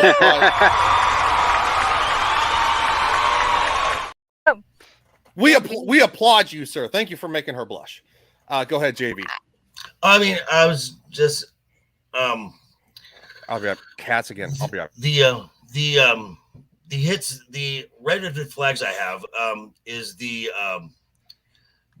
storyline they're using for Supergirl, which would be the Tom King run. And Tom King is interesting. He's former CIA who turned to writing comic books to kind of exercise his own issues and demons. Batman Brave and the Bold, you're starting off with Damian Wayne, so you're bypassing decades of stories. And the Authority, really? It's an odd choice. That's an odd choice, especially with what they did with Midnighter and Apollo this month, and DC made it a big deal to do something that wasn't even an original idea, because it was done 20 years ago. So I was on the Renaissance Nerds channel a couple weeks ago, and we were going over the Authority the images that they were using to promote this, and one of them has Apollo holding up very loosely the Midnighter by the wrists and nothing else as they fly, but the angle at which it's drawn at, it looks like there's definitely something else holding Midnighter up. And it's not a hand. No. He looks like he's got a dick in his ass. He's even got a face on like an expression on his face, like he forgot to exhale before it went in. Oh wow. Welcome back, Ryan, to your show. Well, this is why we love Sam. I know. This. Yeah, you were on that show too, motherfucker. But you came in after that, so. I know. I did. This is why I stream with my friends, folks, because they never cease to surprise me. And another thing with the DC Studios, and someone mentioned it in the comments. They mentioned Zaslav. I don't see Zaslav allowing an IP that he's going to be looking to move, looking to sell it, to go down the dome, to go into the dumpster. So, and yes, these are the new these is the new Superman and Lois. The guy for Superman / Clark, I've heard nothing about him, which I like. Yep. Because nobody knew who Christopher Reeve was. No. When he took the role, and the gal for Lois, she was recently on and the one in Emmy for the Marvelous Miss Maisel or something, where she's kind of a Spitfire, so she's kind of like Lois. So yeah, I kind of got the impression from her, like just from this picture, and keep in mind, guys in the chat, this is no judgment of her actual ability. I've never seen this woman before in my life, but just from this picture, you get kind of a somewhere between Kate Bosworth and Margot Kidder kind of vibe, which I don't have an issue with. No, not at all. And this casting has been praised by people like John Burnett, Tom from Midnight's Edge, Script Doctor, folks who I have the utmost respect for. They've been through the industry. They're presently in the industry. So, and again, if it's bad, I will roast the shit out of it. I have no qualms about being honest about stuff, and I am hopeful. Okay. Release the McCracken, the bad Tom King. That guy is fucking psycho. Yeah, he's possibly his previous occupation jacked him up so bad there's no coming back would be my guess. But as far as the dude goes, like, I mean, he looks more like a Grant Gustin type than a, I don't know, Superman type. I don't know. He just, I hope he does some bulking up, because if they stick him in a muscle suit like they did Tyler Hoechlin, and I liked Tyler Hoechlin's performance, but the guy's not nearly as big as that suit. Now the guy's like 6'3", so he's tall. He's got the height. Yeah, I like that's good. Yes, and there are some shots of him where somebody did someone did the spit curl, and I'm like, oh, I definitely see it. And that's assuming they let him have a spit curl this time around. I think James will. James will.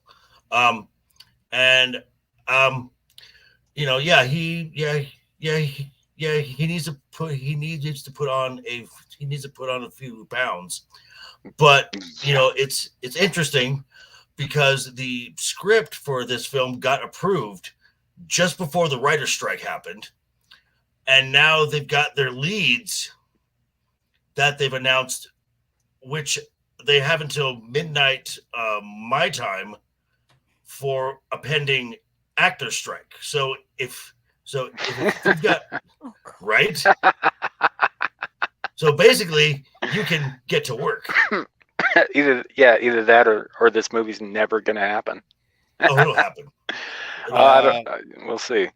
Outpost says, well, remember that Henry Cavill was just as skinny as this guy when he first went. No, yeah, he really was. There are pictures, and I don't have a problem with that. Like, that's a fair point. Yeah, no, I don't have a problem with the guy who's cast. I think it's great that he's mostly unknown. She's mostly unknown too. She's not a huge name. I think Rachel McAdams. God, fuck, what's her name? Amy Adams. Amy Adams. A lot of Adams. Amy she was Adams. awful. She was awful. No, she is not good as Lois Lane. That's not her niche. I think Amy Adams has been in much better movies. But no, we don't need somebody who is a high profile name to play Lois or Clark, in my opinion. Geeky Sparkles said some really good things about the woman from the show. The Marvel. Everyone has. Yeah. Everyone has. As said, she's amazing. I would agree with releasing McCracken here. He's a cross of Tom Welling and Cavill. I definitely get that vibe because of course Henry Cavill's just it goes shorter, not a lot. And yes, the writer strike is still going on. Oh, Behemoth, they're going locked. to the end of the year. I honestly hope that Hollywood never recovers. I hope. I don't think they will. And this could honestly be the best thing for Hollywood. Oh, it's certainly the best thing for the rest of us. Yeah. Right. You So- know? Though honestly, we're looking at them as actors, but the more important thing is, I mean, like for example, Henry Cavill was great as The Witcher. The problem is the people who wrote The Witcher. So they may be great as Superman and Lois, but what's more important is who writes it. James Gunn. Yeah, James Gunn is head. Obviously he's gonna, he had a hand in writing all the Guardians movies and stuff like that. So I think we have a better chance of getting something decent, by far with James Gunn than anything else. And I really hope, I really hope that they use the Man of that they adapt the Man of Tomorrow story, where you get an introduction to Lex briefly, but it's mostly about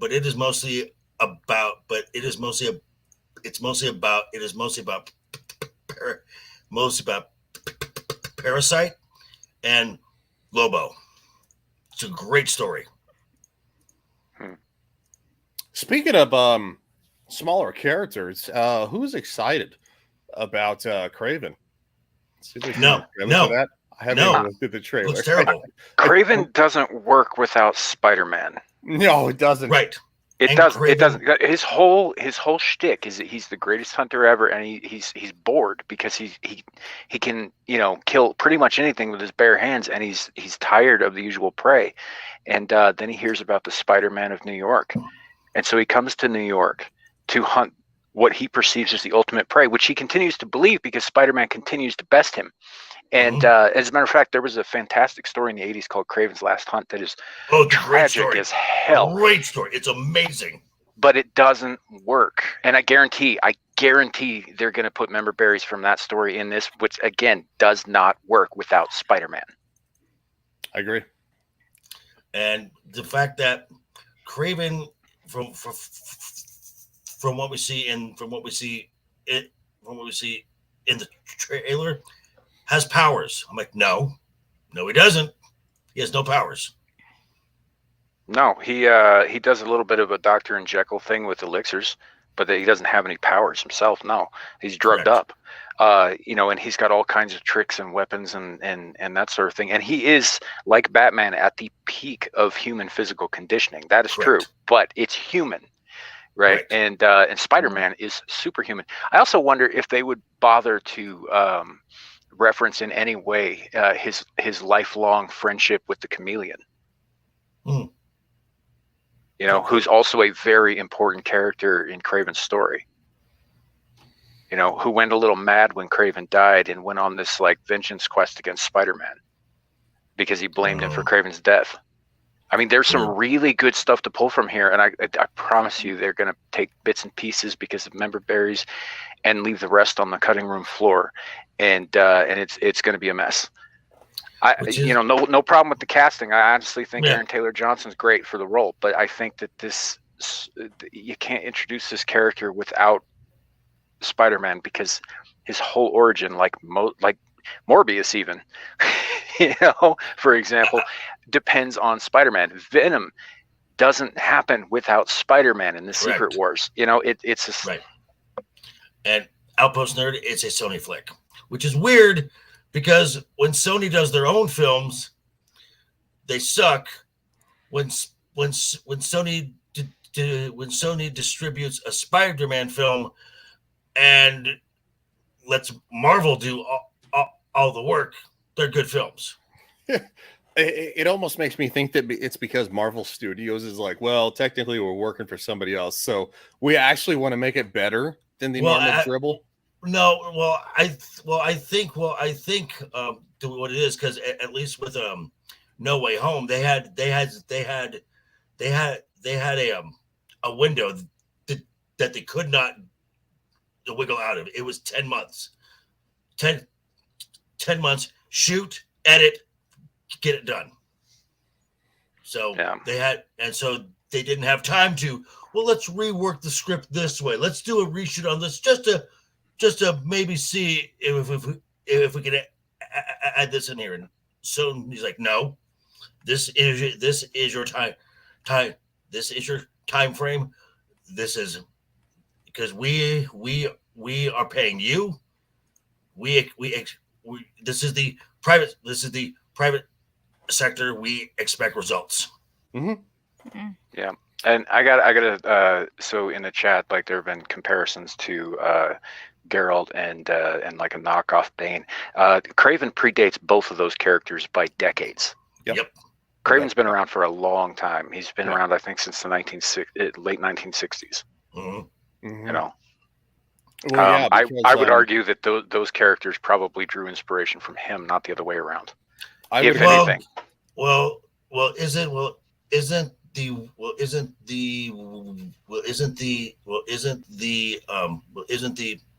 The Witcher based on Polish lore? It is based on Polish lore. It is, but it also is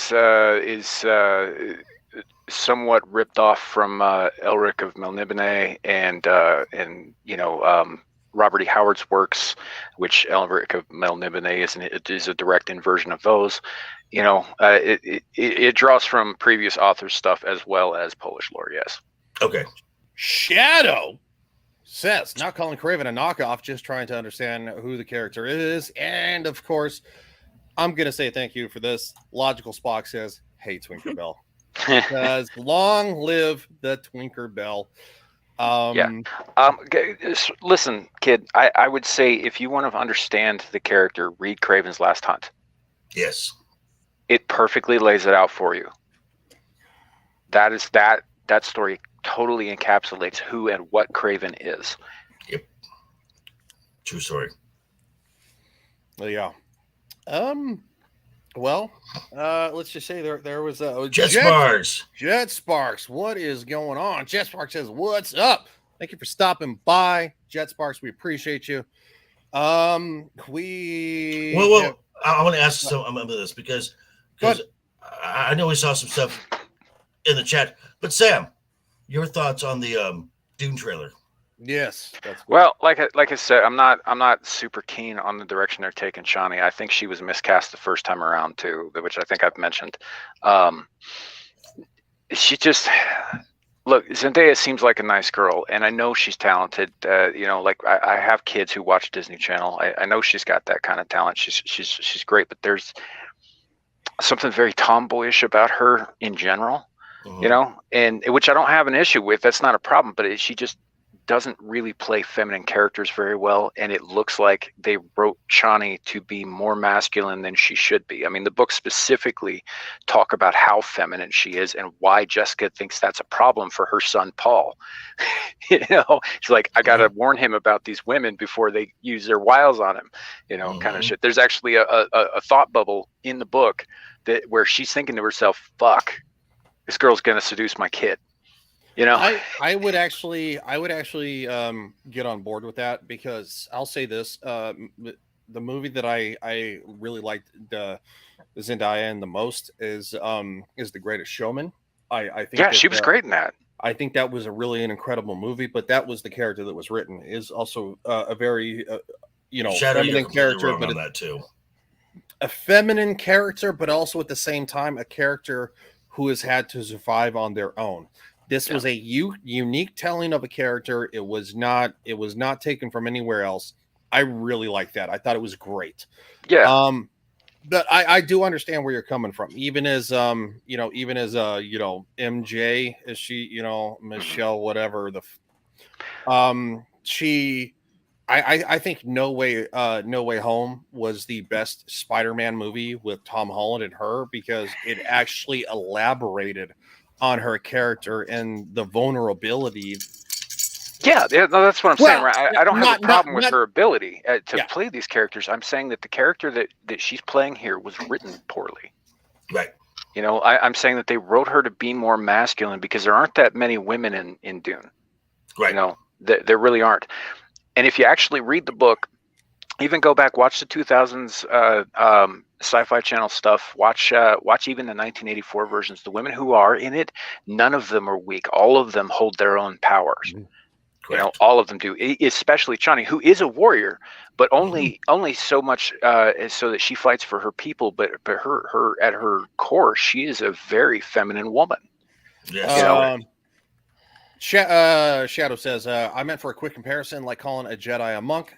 They're based off technically samurai, and or Mandalorian a knight, which is not going to be the case. But no, Shadow also says Chani exists to make Paul, aroused. What do you mean? She's not the character; she's a plot device.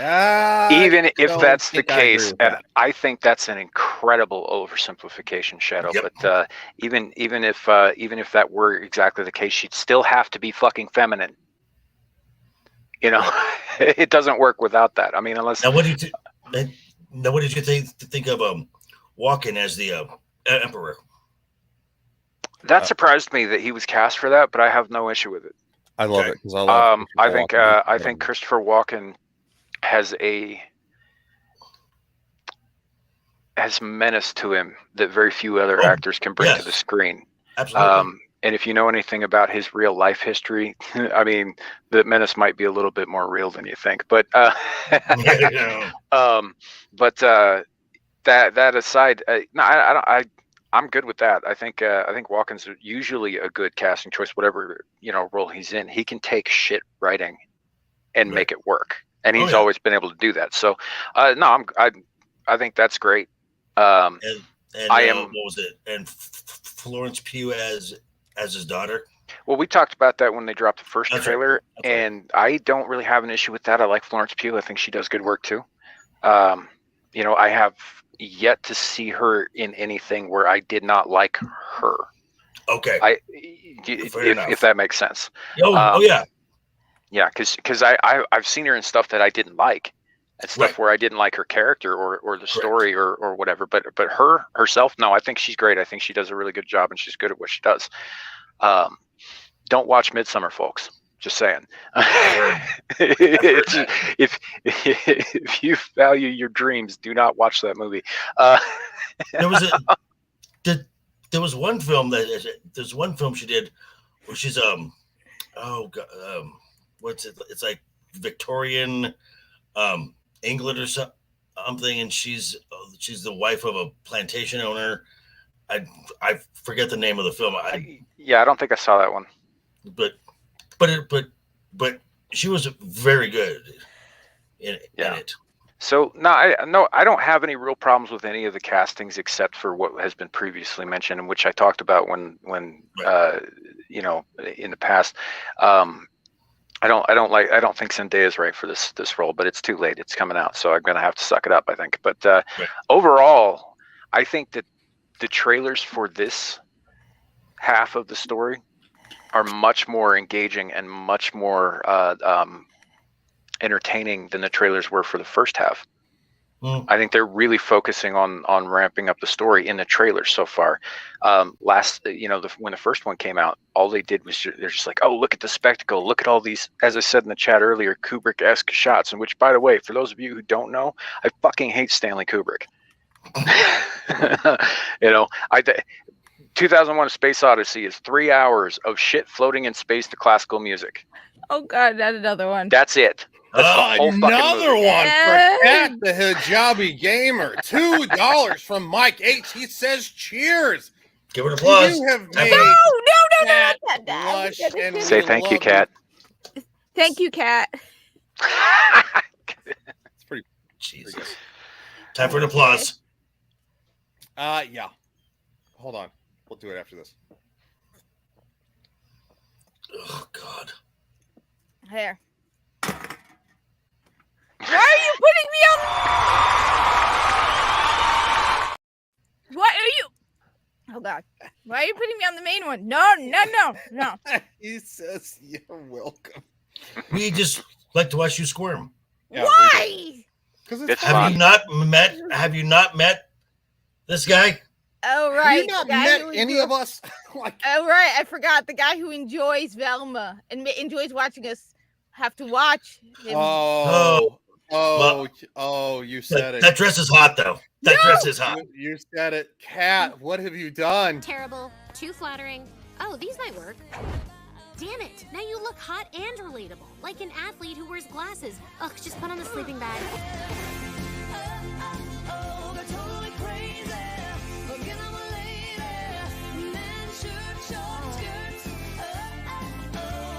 How do we do our hair? Wet bun or cut it, baby.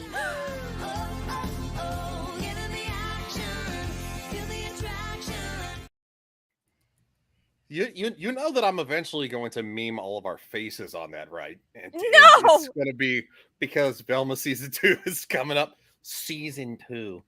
Put me on the little Muslim woman in the corner. No. You're gonna be Velma. What? Well, I thought I should be Velma because technically I'm the one who The sadist? Yes. No. Yes. Mm-hmm.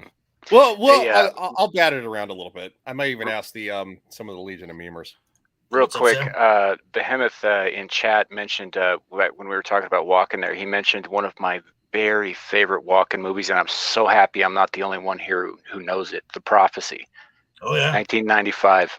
Eric Stoltz, Elias Koteas, Virginia Madsen, and the glorious Christopher Walken in a movie that probably, in my opinion, tops the first movie that the guy who made it did, which was Highlander, Gregory Whitten.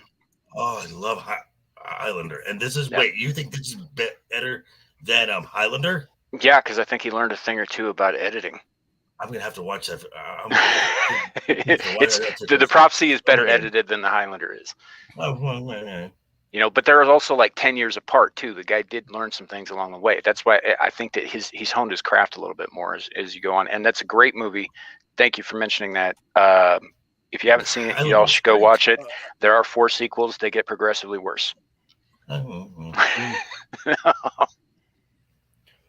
to The Witcher. All right, so we are going to end. No, absolutely. However, I can't stand her, but her face I can't stand. If you watch all 5 episodes, Which I did last night. Season 3, season 3, volume 1 of The Witcher, it is not good. And you said you did last night? I watched the whole. Yeah, I watched all of them last night. And now, as I said in the green room, I don't know the lore of this story. I don't know this world. I've never played the game. I've never read the books. Okay, but I can tell from this season, this is just girl boss. I have a question. Okay. After watching all 5 episodes, I'm assuming mostly in unison, much like I did. Did you have any idea what the fucking story was? Well, it's from what it sounds to me, pending war coming, and there's someone within the mages who's kind of pulling the strings, and Ciri is the girl who's the key to everything, of course, and you've got my racism. Yeah. Did you like her little soapbox? A little soapbox speech about end racism. Yeah. In the Witcher. You Ryan, you were on Jed's deal, right? Yeah. Jed the what is Hollywood Scholar. Yeah, Hollywood Scholar. His watch party.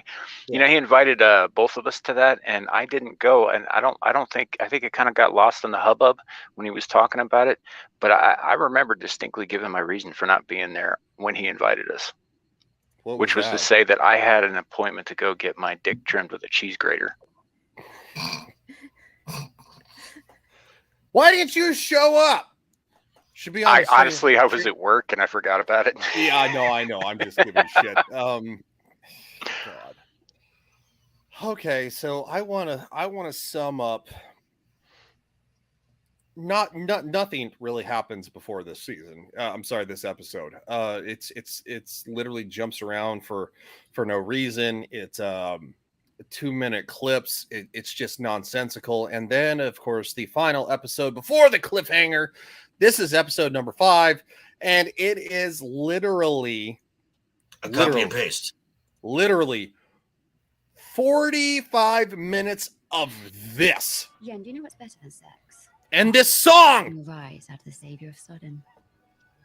Right, because oh God, Jesus Christ, this fucking song. I told you. The No. fact that you literally just said, "Oh Jesus Christ," that literally. Was this some Sam Smith shit? Yes. And it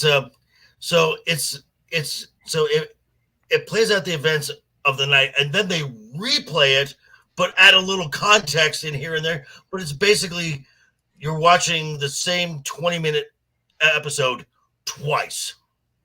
I would even argue probably 3.5 times. That seems redundant.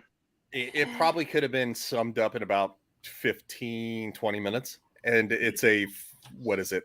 It is literally a 50-minute episode. Oh, and when you saw the Kings, younger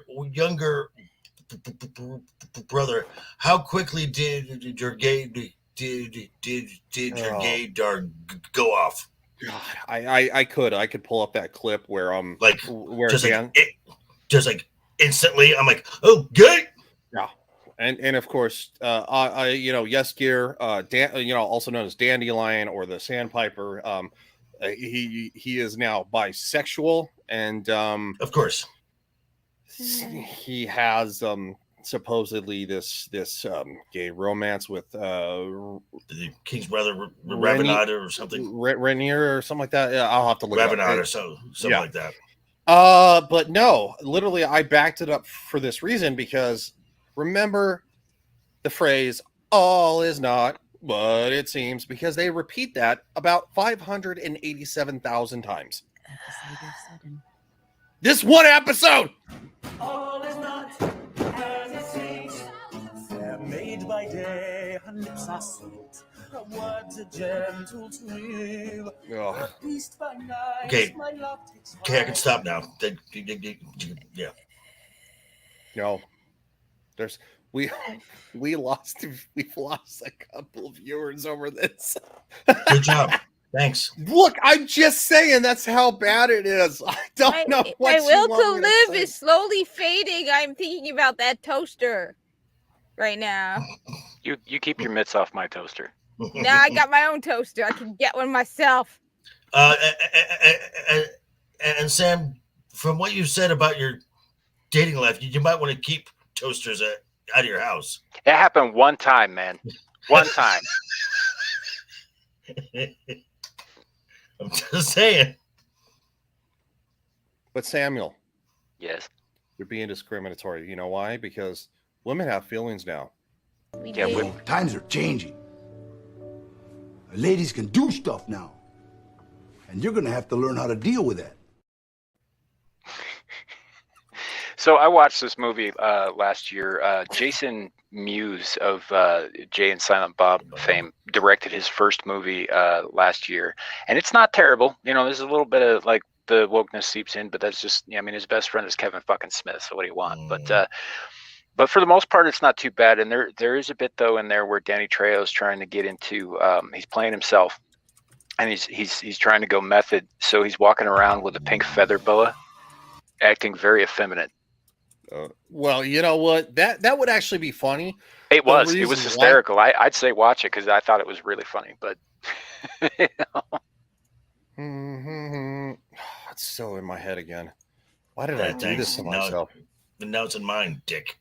All is not as it Stop seems. singing it or it'll get into my head too. Oh, watch the final episode and they No, replay it no, over and I have Netflix. and over No, and over and You know over. that was the point, right? To get it in your head And- so it wouldn't leave. And Dermy actually just tweeted last night because he was actually a part of that stream. He came literally during He came? That's gross. he came. No, he hopped in literally like a quarter of the way through the fourth episode, and by the Outpost nerds and why did you do that to us? Oh, Wow. Wow. I haven't played this in a while. Where is it? Oh, God. Where is it? It's for JV. I am not gay. I have relationships with women, sex with men. And I got news for you. That means you're gay.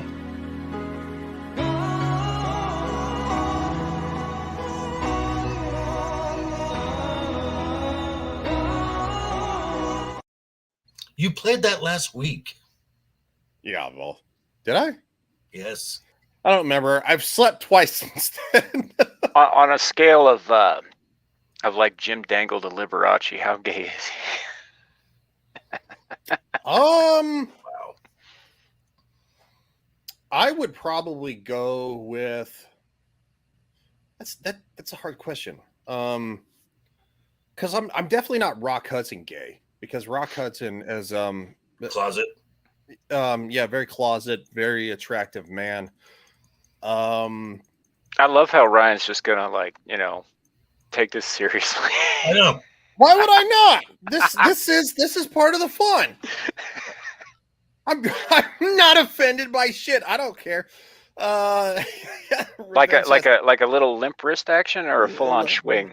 Hey, whose head is it Ryan into? Yeah, that's right. Revenge says because it's Ryan.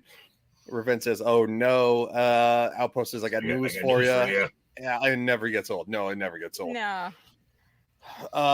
Well, I really just don't want to play any more Witcher. Clue. That's great. On a scale of 1 to 10, it's Ryan. We should have a poll next week. We will. 1 to 10. How gay is Ryan? We will. We'll do that. So, any other thoughts on The Witcher? No. What like JB said, I'm not a Witcher guy. I watched the first season of the Netflix show, but I have not read any of the books. I have not played the games, any of that stuff. So I don't have the connection to this character that apparently all of Western fandom did all of a sudden when it became a thing. I'd never heard of it before it became a thing on Netflix. So Hold on real quick. Outpost Nerd says tonight on a very special episode of Legion Talk. That's a Blossom reference. Revenge? But that's not just a Blossom. Every single sitcom in the 80s and 90s had a very special episode at some point. Yes. Oh man. He says, is that a back scratcher or a baton? It's a back scratcher basically that looks like crowbar. So it's a prop. Mr. Samuel the Infamous for president. You have a stream coming up just in about an hour and a half. Yes, I do. We got Abyssal Musings tonight at 9:30-ish p.m. Mountain Time. We're changing up the format a little bit tonight. We're going to see how it goes. Going to try and kind of get back to our roots a little bit, because Larry and I, when we started it, we were starting out talking about pop culture, specifically like obscure horror movies, that kind of thing. Mm-hmm. So we're gonna bring that a little bit back. Nomi's got a segment she's gonna do on there, and like a top 5 kind of thing. Joker Voice will be on tonight. We're thinking about having him on for a once a month, bar stories with JV kind of segment, and we're gonna start that out tonight as well. And I believe we are also debuting a quiz that was brought to us by our very own Kohai Masochist. So it should be a jam-packed night. Might actually be a little bit of a longer of an episode than usual. So come on by. We'll have some fun. And also don't forget Screaming Into the Void tomorrow afternoon. We are reaching out to people. We're trying to get real guests on next week and this week. Actually, as of this morning, I actually do have real guests on. So tomorrow we have a gentleman called the Divided Kingdom from the UK. So that should be fun. No more gay jokes. No, there'll still be gay jokes. I just think that for some of our guests, maybe we should curb it a little bit. Yeah, no, I feel you, dude. I'm just giving you shit. It gets pretty sloppy. So, Samuel, why are you denying our gay love on show? Okay. Well, because I'm ashamed of you, Ryan. I'm ashamed to be seen with you. You shouldn't be. So, but next week we got our first big guest ever. on the show, and I'm gonna go ahead and announce it here because I'm gonna announce it tomorrow. I confirmed with his agent earlier this week via email. Corin Nemec will be on the show next week. Hollywood actor. Jonas Quinn of Stargate. He was also in the televised Delio, the miniseries for The Stand in the 90s. He was in Parker Lewis Can't Lose, played Parker Lewis. He's got a very fairly long career. So, and he's going to be coming on to not talk about Hollywood with us, but other topics. So, well, legitimate Hollywood, legitimate Hollywood talent. Longtime actor, and that is really cool. I got to be honest. That's super Congrats, awesome, man. yeah, surprised the hell out of me when he said yeah. So, like, all right, here we go. Cat And then- head. Oh, go ahead, dude. We got started. I'm gonna just plug this because you fucking never do on your own shows. Star Trek Engage on Sundays. Come join us. We're finishing up Picard this week, and the following week we'll start in on the original series. Just a question for you, There Samuel. you go. What is the first episode of Star Trek: The Original Series? The pilot. The Cage, or Yeah. where no man has gone before? Because the Cage, they bring you back again later as a two-parter where they play the entire Right in the menagerie. Yeah. Right, No, the Cage was the original pilot. Okay. So that one comes first. They reset a lot of stuff. The only thing they kept from that was the character and actor of Pike. Basically, later on in the menagerie, they bring him back, but all of the other stuff that happens in the Cage isn't really canon because that was just a pilot that they used to sell the show. Right. Yeah. They actually they wanted Spock was originally meant to be background. They're like they wanted to get rid of him, and they were like, no, but we want him to realize they're in space. Yeah, and his character is very, very different in the pilot than it is later on. Yeah, but Well, he smiles and laughs. yeah. All right, I'm done. I'm done with my spiel. Thank you for having me. And that leads into Kat, who had a great question, who JV answered very well early on. But she asked me. I had no idea. So I'm glad that Samuel and JV are on the same point. So yeah. Kat, go ahead. Okay. What's up? So tomorrow I'll be live streaming. I will also be with Samuel the Infamous in Screaming Into the Void. And then Sunday I will be again live streaming, probably playing Warframe. And probably, I don't know. I might, shake things up, play some Animal Crossing or something. I don't know. And I'll see. I don't know what I'm doing next week because Shadow works a lot. So we haven't been able to do much Merry Madness. He's been doing like 2 jobs. So we'll see. Maybe I'll try live streaming more during the week. Do it. Maybe. Revenge says, anyone a fan of the original Lost Boys, 1987? Hell yeah. Yeah. I would think most people are. Yeah. And Clue says Molly Ringwald did him wrong in The Stand. Yeah, kind of, but she was marked for, flag, so anyway. He's talking about Corin Nemec's character in The Stand. He gets strung along, and then left for dead on the side of a highway. Lastly, and certainly not least, would be Mr. JB. Yes. Well, this morning I dropped my review of episode 2 of Secret Invasion. I will be on with this guy in about an hour and a half, and then I will not be on. I will not be available tomorrow. I got a lot of stuff to do tomorrow, so sorry, Sam. I won't be there tomorrow. And I will actually not be on Game of Thrones to Monday night, but you get somebody who the kid can actually relate to, someone who's actually another fan of Stannis. That'll be Mr. Gregory. That will be there as well. And that's really what I got going to right now. This is his show, but no one gives 2 shits about him. So thank everyone in all the chats for showing up. Thank you for the super chats for this gal down here. Ryan and I are both and then knocking on that 500 sub mark, which is the new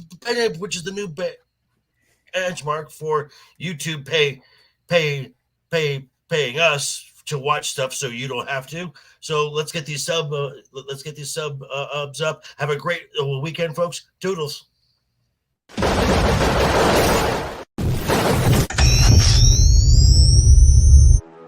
Maybe I am insane. Too hot to handle and too cold to hold. You see this? Right there in the mouth! Macho Man Randy Savage of the Ultimate Warrior and the forces of Hulkamania. I have seen great strides before. Together at SummerSlam. What you gonna do when Hulkamania and the Ultimate Warrior? I'm getting your foot off my shoulder.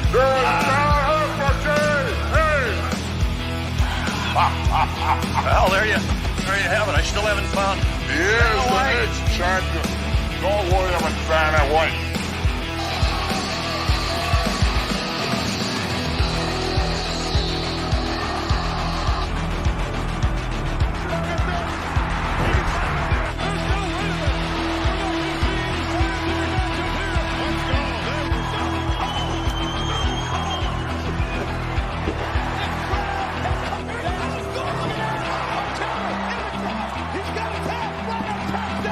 Because comparatively speaking to the Macho Man Randy Savage, you are nothing but garbage. Nothing but garbage, guy. Yeah.